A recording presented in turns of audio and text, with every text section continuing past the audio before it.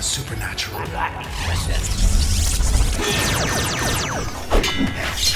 Download the Legacy Edition of Spirit Blade, a full past audio drama, for free at spiritblade.com. Hey guys, Peter Franson here from christiangeekcentral.com and Spirit Blade Productions. Let's talk about Cyberpunk 2077. I just finished putting in a little over 5 hours playing the PS4 version, which is the only one available on the PlayStation consoles. The PS5 official PS5 version is going to be coming in 2021 sometime. But I did play it on PS5, and I'm not going to be talking about a lot of maybe the same things that you could expect from other reviews. So if you want information about like the bugs and the patches and the performance and stuff like that, there are a lot better resources that you can check out than me to find information on that. So, but I will say that it's even on the PS5, it's buggy. I only had one crash, but there were lots of little things going on where that I was just like, is this working like it's supposed to work? And then suddenly it would work. And I was like, okay, yeah, that must have been a bug. So there's a lot to be ironed out still.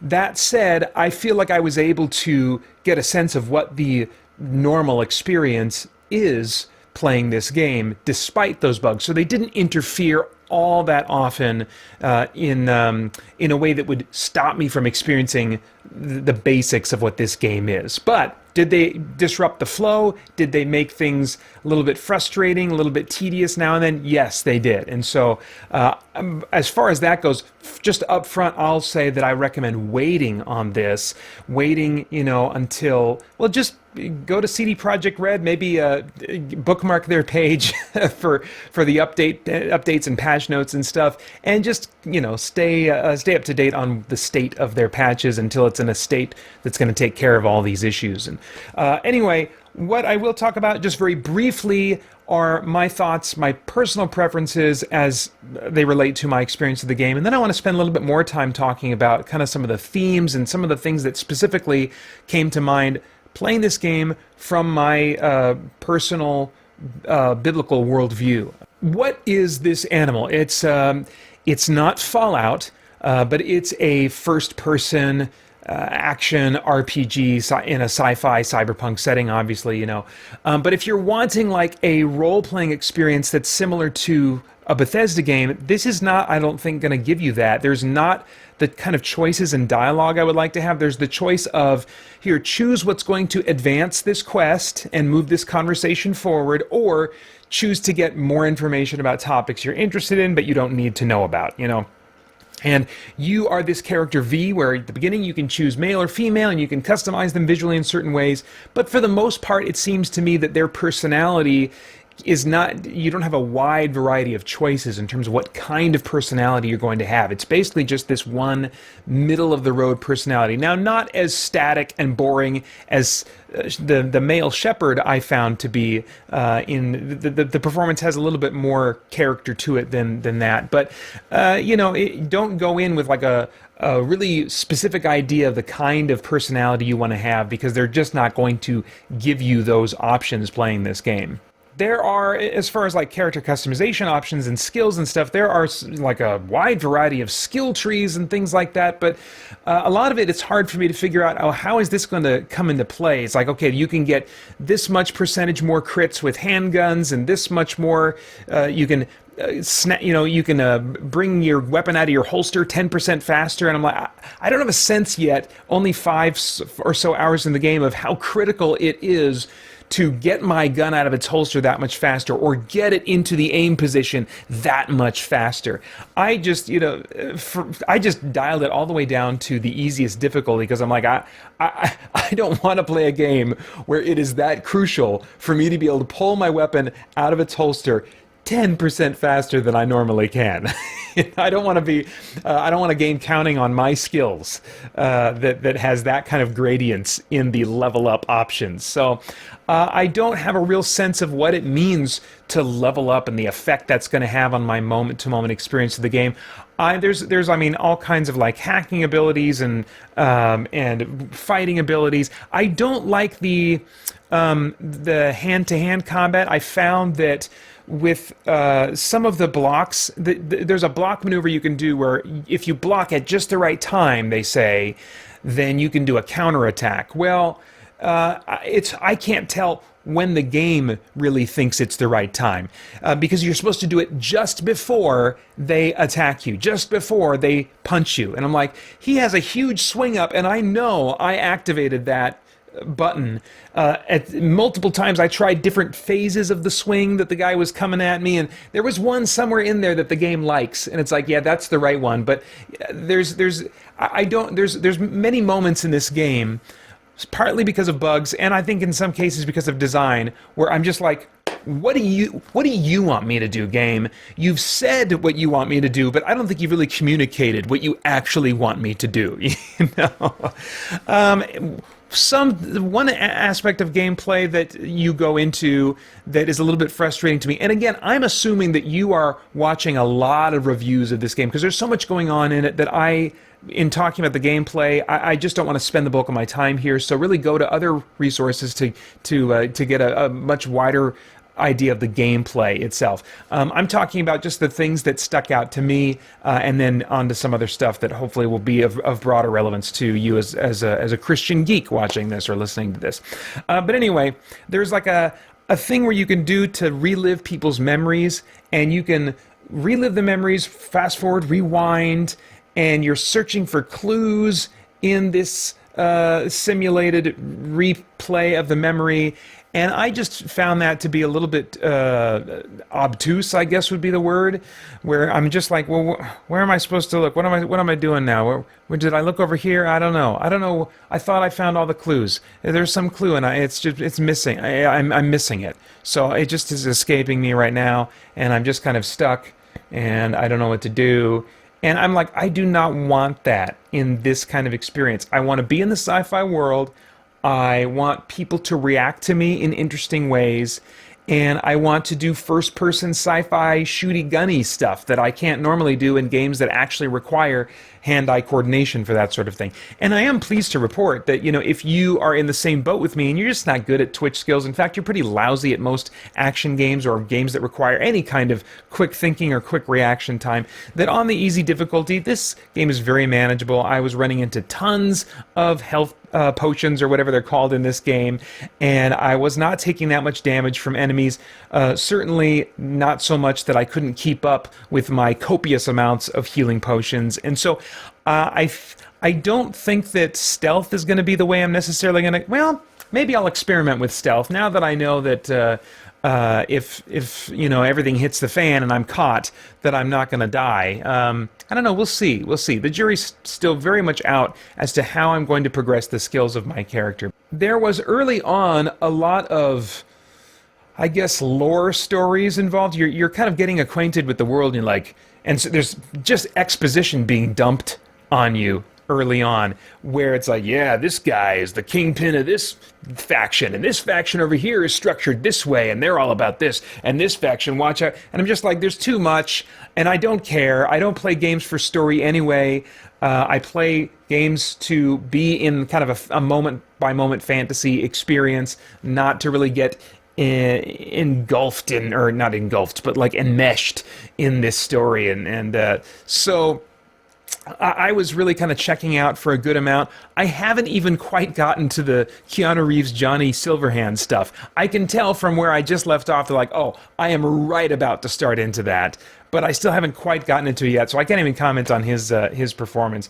But what I guess I do want to comment on are two things: sexuality in the game, nudity in the game, and the themes in the game. First off, I am shocked and thrilled to report that there is an option to turn off nudity in this game. I think that they certainly could have put more effort into how they handle that. Basically, they just kind of paint over the spots, the breasts and the genitals and things like that. There's a well-known mission early on in this game that was shown in early demos of the game, where you are rescuing a woman who is in a bathtub filled with ice. And so, and she is naked, and you pick her up, and so while you're carrying around in the demo, you would see like one of her breasts and a nipple prominently in the bottom left corner, bottom right, or wherever it was, and it's just like, oh my gosh, is this? It is literally they're putting nudity in my face, And so what they do is they paint over that and maybe reshape the model a little bit so the nipple isn't as pronounced. I don't know for sure. I didn't review the old footage. It was a long time ago that I saw that. But anyway, but it's not like this big, really articulated costume piece with lots of model changes and stuff. It's mostly a paint over. But in this sci-fi world, I can believe that, sure, people have underwear that's basically just painted on. I could believe that. And it actually does, at least for me, a decent job of just kind of dealing with that elephant in the room, so that if I'm in a strip club or whatever environment I'm in that would, have a nude model that would just kind of like be glaring in my peripheral vision or, draw my attention or whatever, it's just not an issue. And does it take anything away from what they are saying about this future world? No, it is clearly still a very sexualized world where the human body is objectified. That still comes through very clear. There is nothing lost in the expression of that world. And so I think it's wonderful that they're putting that option in there and allowing me to not be distracted by that potential element in the game. I think it's also really interesting. There is not an option to turn off language. There is not an option to turn off violence or gore. The only kind of like content option that they allow you to turn off is nudity. And I think that is really interesting because I have been saying for a while now, and I'm not the only one saying this, but there is a difference. Sometimes, when the conversation will come up and there's a... particularly if there's non-Christians that are kind of observing the conversation, but I hear this, I guess sometimes and once in a blue moon among Christians too, that oh yeah, we're concerned about nudity, but there's no problem blowing people's heads off in video games and stuff like that, or movies, or whatever the case may be. But those kinds of content are not all equal. They don't have an equal effect on our hearts and minds, and this is actually borne out by psychology. If you go to yourbrainonporn.com or .org, I'm not sure. Your Brain on Porn will be close enough to get you there in a search. The science is backing this up, that while people have been trying to link violence in entertainment to violent actions or negative behavior on the part of the passive receiver of that entertainment, that link has been unsuccessful. It has been still just disputed at best. But there is a very clear link between things like sexual dysfunction and all kinds of sexual problems that crop up, sexual dissatisfaction in people's lives that crop up as a result to having regular exposure to highly sexualized entertainment, content with nudity in particular. So I don't know if CD Projekt Red is aware of that and has that value themselves. I kind of doubt it. I suspect this is more about them reacting maybe to some read that they're getting from gamers, from their potential customers, that like, this is an issue that we care about. We want to be able to turn this off more than we do violence and language and things like that. And so whether it's on the part of CD Projekt Red realizing, hey, there's a difference between these types of content, or there's just enough gamers that they are somehow getting data from to realize, oh, there's a difference between nudity, sexualized content, and other types of content.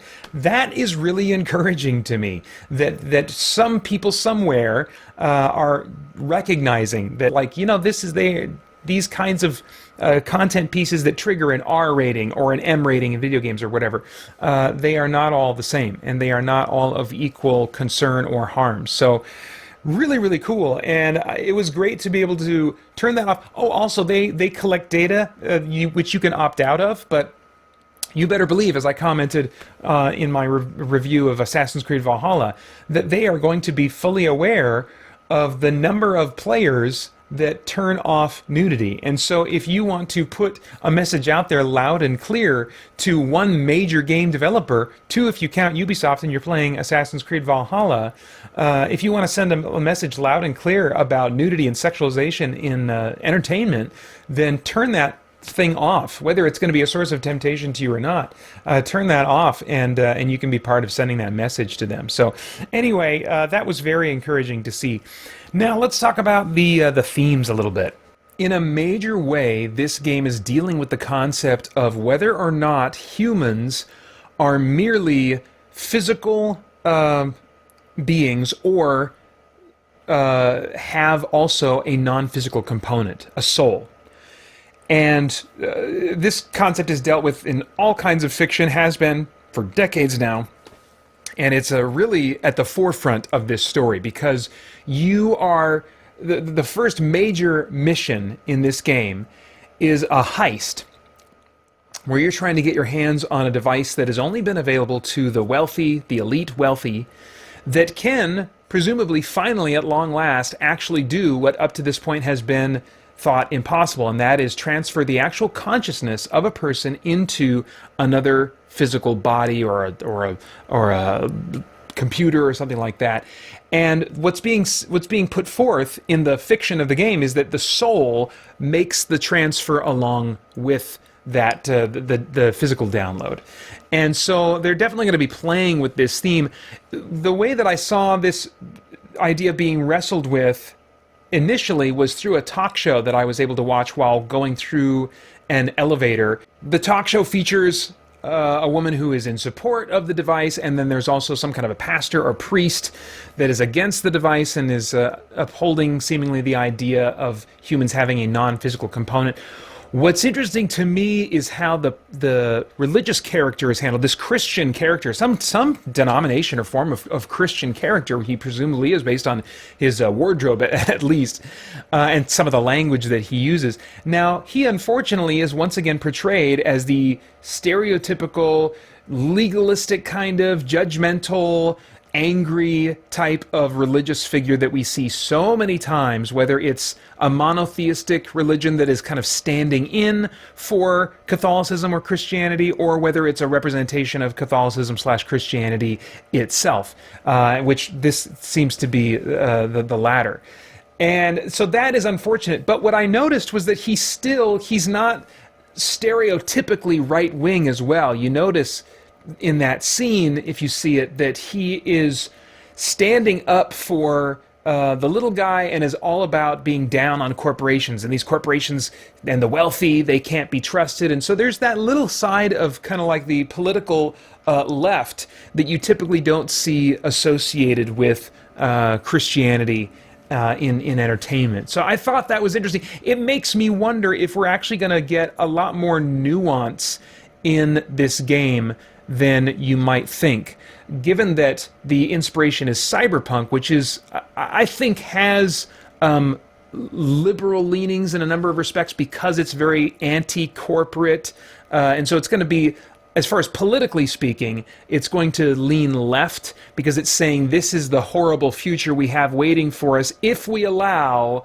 capitalism to really run unchecked. In fact, there's even a message at some point, maybe it was in the talk show itself, I can't remember, where somebody's talking about how great things are over in the USSR because they are a communist nation, and that's how they handle their economics.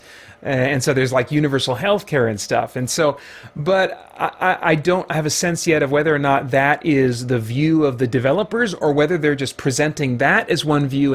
And we're going to start seeing kind of like cross-pollination between the left and right political views. That's what that priest or pastor character makes me wonder, is if they're going to jumble things up a little bit and add some nuance and just kind of make things a little more messy, which I would really appreciate. That is, I think, if I were to bet, the sense I'm getting so far is that what we're going to be presented with here is not a game that is really giving a clear message, that is not preaching at you. It is just taking some trends, some ideas from today, and it is creating extreme versions of them and allowing you as the player to determine, is this dystopian? Some people, I think, will look at this game and say, oh man, this body modification, oh, this is so great. And there's lots of questions, I think, of identity and maybe even sexual identity. I haven't gotten that far into it, but I mean, I think that they're certainly opening the door to be playing with those kinds of ideas. And a lot of people are really finding their sense of identity in their sexuality today. And so I wonder if those that would lean toward finding their identity in their sexuality in some way, or finding their identity in something other than who God made them to be and the fact that God loves them. I wonder if they'll look at some of the elements that would, in another's mind, be considered dystopian, and they'll look at that and say, oh man, I want this future. So I think that potentially what we'll have in Cyberpunk 2077 is an experience that puts a bunch of ideas on the table, mixes them, makes them all messy, and doesn't really come down and say, this is what we believe as game developers, or this is what you should believe as an audience, but rather, here are all these ideas, and what do you think? What do you think about these ideas? Because I think that much more than feeling preached at after playing this game, I just feel drawn to think about these various topics. And I think that's a really cool thing. Is, I mean, all things being equal, if you're going to lean toward, in your own theology, a non-biblical perspective, then of course I would rather you not be preaching that in your content, but would rather leave it open-ended and just kind of put some ideas out there for all of us to think about. So, bottom line, I mean, this isn't a proper review. I only played the first 5 hours, and I'm not even talking about the usual things that a reviewer would talk about. But I wanted to give you some thoughts. Man, if people want more Cyberpunk 2077 content, I could probably make a video on this game every month for a while. There's probably going to be that many things to talk about. But I am going to hold off on playing it for a little while. I returned my copy to GameFly. I'll probably buy it sometime, maybe after Christmas, early January, something like that. I do plan on getting back into it, but it's not so great and so cool that I really need this experience right now. Even though it does a number of things that I like that Bethesda games do, those open world, first person types of RPGs, it definitely has a lot of that going on for me, but it's not knocking it out of the park by any means. It's just a solid one of those types of games. The stealth, on one quick gameplay note, I haven't run into any insta-fail stealth situations, so if you know me and know that I hate those kinds of scenarios, I have tried to trigger something like that, and I've not been able to run into that. So I think for someone like me who's crappy at games and so on and so forth, I think I'm definitely going to be able to get through this experience, immerse myself in this world, and really have a great time. Love that they give you the option to remove nudity. I love that there are so many things that will create springboards for me to think about, and potentially for all of us to talk about, both among each other as believers, and both with our unbelieving friends and family who are also into this game. I think it could be a great springboard for those kinds of conversations about a lot of different stuff. So I just wish that at this point it was an experience that wasn't so bumpy because of the glitches. So I think that, I'll definitely be buying it at some point, probably in the not too distant future. But will I be mainlining it as my main game? Probably not for at least 2 or 3 months. Depends on how fast they get some of the patches out. And I've heard it's really rough on the Xbox One and PS4. I would highly, highly recommend that you look at reviews for those consoles specifically and see what's going on with the patches and stuff before you buy this game. Please, please, please wait if you are planning on playing on one of those consoles, even on PS5, and what I'm hearing from Xbox Series X and S, it's a bumpy ride right now. So just know that if you're waiting, if you don't have a next-gen console right now, you are currently not missing out. Even with this greatly heralded game, you're not missing out. Wait, enjoy so many other things that the current gen consoles have that you can enjoy already. And yeah, that's all I have to say for now. I'd love to get your thoughts in the comments below. Thanks for watching. Bye-bye. Do you believe in the supernatural?